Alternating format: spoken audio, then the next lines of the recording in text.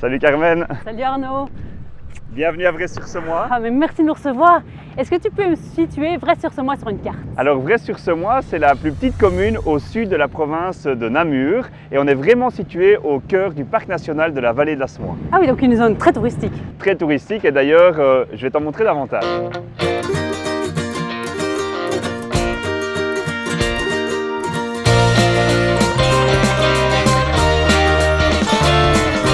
Arnaud, on est ici sur le bord de la Semois, face au Pont de Clé. C'est un endroit très touristique, non? Oui, effectivement, comme tu le vois ici, le Pont de Clé, c'est un petit peu notre atomium à nous. Ça attire des centaines de personnes par jour et parfois quelques milliers. Ah oui, quelques milliers. Oui, effectivement, la commune de Vray, c'est une commune très touristique.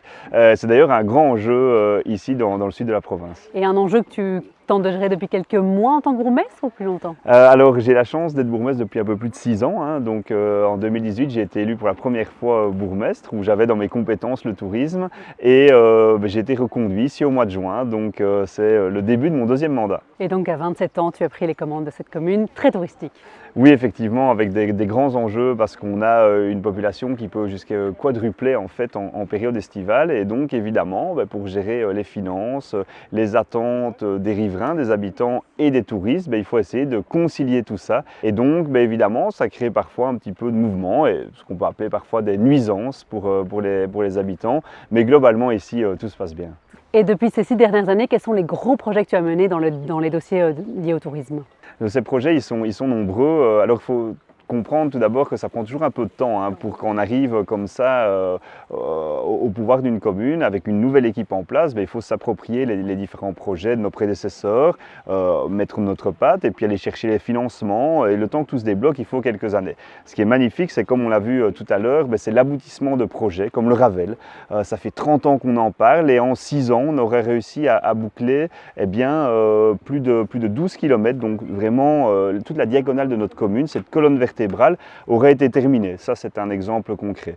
On a été, ces 6 dernières années, chercher aussi des subsides assez importants pour réaliser le point de vue du jambon. Et tout ça, en fait, ça a vraiment du sens parce que ça rentre en plein cœur de ce qu'est le parc national de la vallée de la Semois. L'idée, c'est vraiment de créer une offre structurée et qui a du sens, qui ne dénature pas la nature, c'est le cas de le dire, et qui permet vraiment de créer une offre pour les personnes qui viennent en cours ou en long séjour ici sur la commune de Vray. Et parc national, il n'y en a que 2 en Wallonie, donc celui-ci et l'Entre-Sambre-et-Meuse. Oui, tout à fait, c'est une exception et je pense qu'on doit vraiment surfer là-dessus. Et tu parles de l'accessibilité à toutes ces activités. Est-ce que les citoyens de Vray-sur-Semois y ont aussi beaucoup accès? Est-ce que c'est un bénéfice aussi pour eux au quotidien ou est-ce que ce n'est pas vraiment des activités qu'ils vont pratiquer? Ça, c'est vraiment quelque chose que je milite énormément pour parce qu'on pourrait penser que tous ces projets sont faits pour les touristes, mais pas du tout. La mobilité douce, notamment, ça a vraiment du sens. En 2025, on doit pouvoir aller, quand on a la chance de travailler sur sa commune, aller à vélo jusqu'à son lieu de travail. Alors, c'est clair que passer dans le bois, c'est très sympa, mais arriver tout crotté au boulot, ça l'est peut-être un peu moins. Et donc, avoir quelque chose comme ça qui correspond aux besoins actuels, c'est franchement pas mal. Et tous ces projets, quelque part, permettent de rayonner, de créer du dynamisme pour une région et donc profiter aux citoyens et on l'espère, parce que c'est là le grand enjeu, inverser cette courbe de la démographie qui tend malheureusement à diminuer ici à Vray. Et au niveau de la pression sur l'immobilier, est-ce que ça pose un problème avec Vray-sur-Semois, des logements touristiques par rapport aux logements de résidents?